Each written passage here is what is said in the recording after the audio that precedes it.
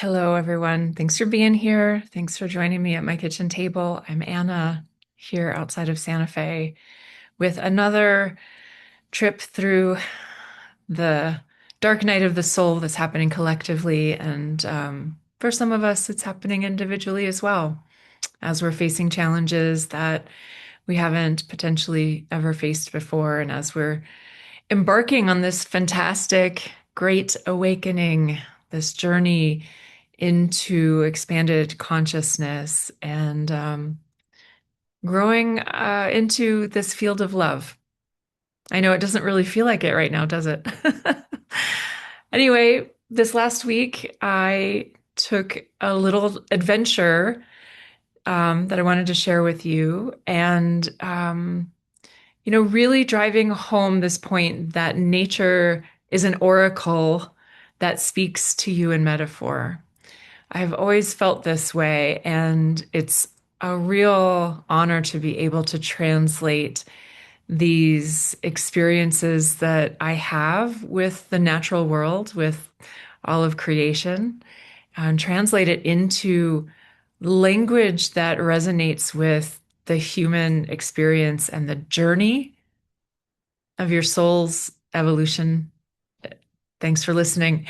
I went up to the mountains. The mountains are my happy place, and uh, but I had an agenda, which was that I wanted to go back to a place I had been to precisely 5 years ago, to this beautiful waterfall that was quite a trek to get to, and very much off the beaten path.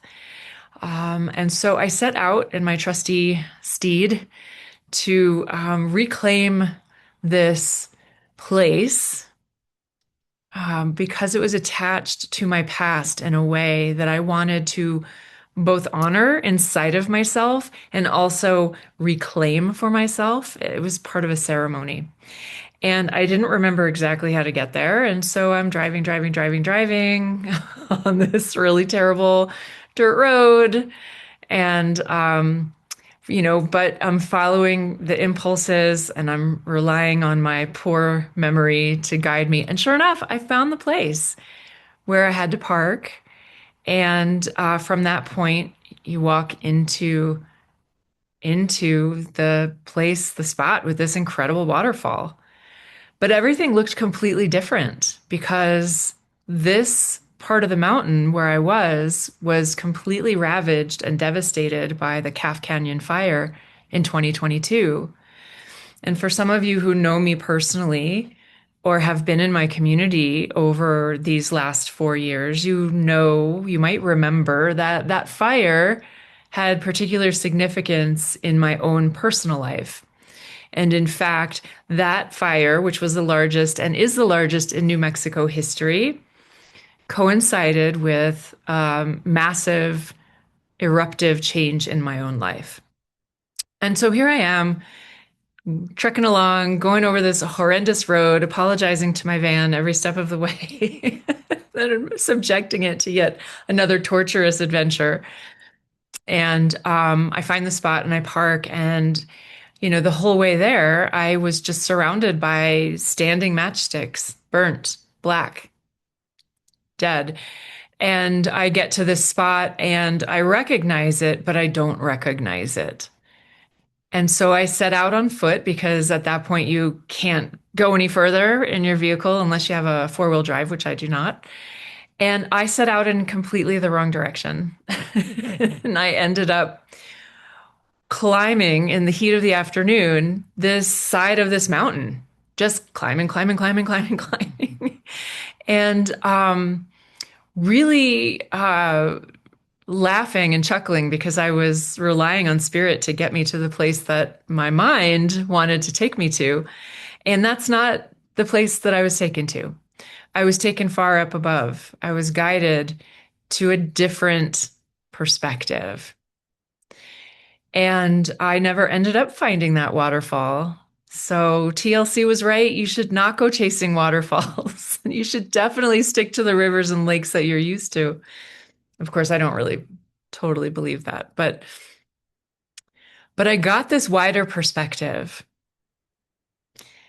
And this really strong sense to really speak to this idea that you can never go home again because there is no there there. So as I'm looking out at this completely bombed out, burned landscape, there is still life everywhere because where the conifers stood, now there are scrub oaks, just unbelievable, dense scrub oaks and aspen. Aspens spring up from the roots. And so the parent tree was dead, but from one dead standing parent tree, there might be 20 young aspen trees sprouting. And because there are no conifers to block the light, they're going to thrive on the side of this mountain. And it might literally take 100 years for all those conifers and pine trees to come back. But until then, there's something different in its place. And it reminds me that we have this evolutionary impulse towards growth, towards healing, and towards the completion of developmental processes. I wanted to go back to that waterfall so that I could bring something to full circle inside of myself, so that I could be in communion with the mountain and the water and the trees, not realizing exactly what I was getting into. Parts of us are always trying to go home again. And there was a part of me seeking that, wanting to close the gap, to complete that circle. Um, but the thing is, and this is the metaphor of this adventure, is that our memories are unreliable completely. We know this. This is well proven. Our memories are never accurate. And everything in the time since then has changed, including you. So as you are seeking to close these gaps, to close these developmental loops that bring us to completion and bring us to wholeness, we have to keep in mind that we're not the same person that we started out. So in our hero's journey, in our heroine's journey, that is a closing of the circle. You will see these illustrated as a circular path, even if they're not linear, it's a circle, because we're always trying to close this. It's just bringing into consciousness and awareness that we might need to do it in a different way and have and hold space for this growth inside of yourself that perhaps you haven't even recognized yet.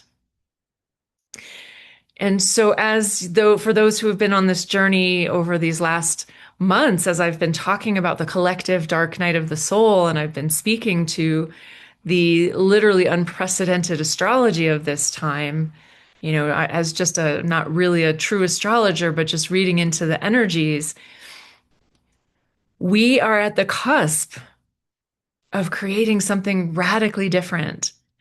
And the small parts of us might want to go back and revisit where we've been, might want to go back to something like a simpler time, go back to when we think things were more honest, when we could believe in our politicians, or we could believe in the inherent good of, oh, I can't even believe I'm going to say this out loud, of capitalism and corporations.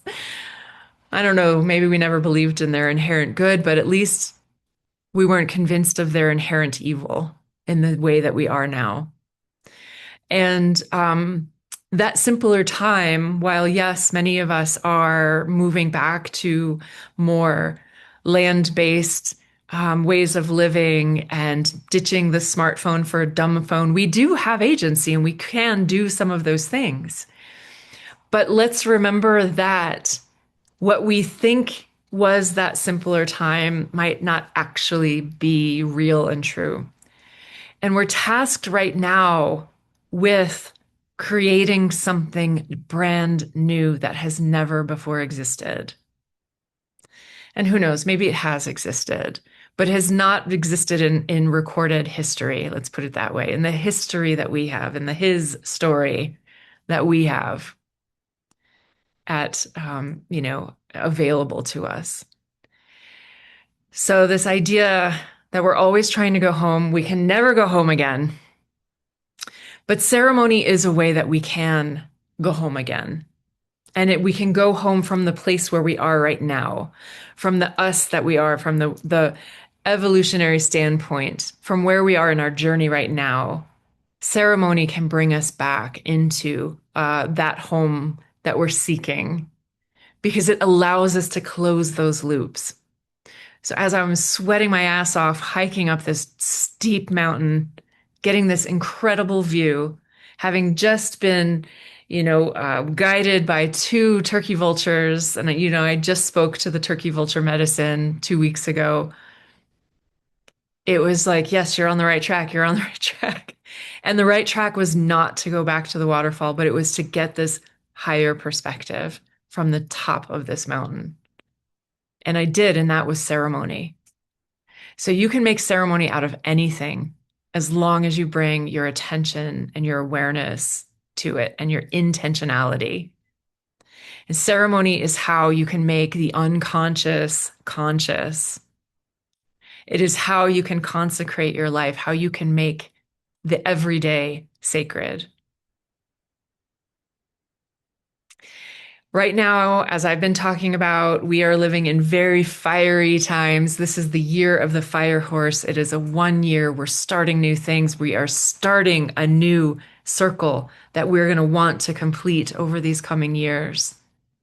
And water is going to be our friend, as is earth, as is that mountain, that stream, that waterfall.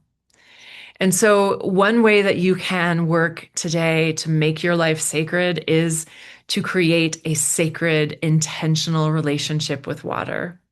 So, the next time you pour yourself a glass of water, or take a shower or a bath, or even just soak your feet, say thank you.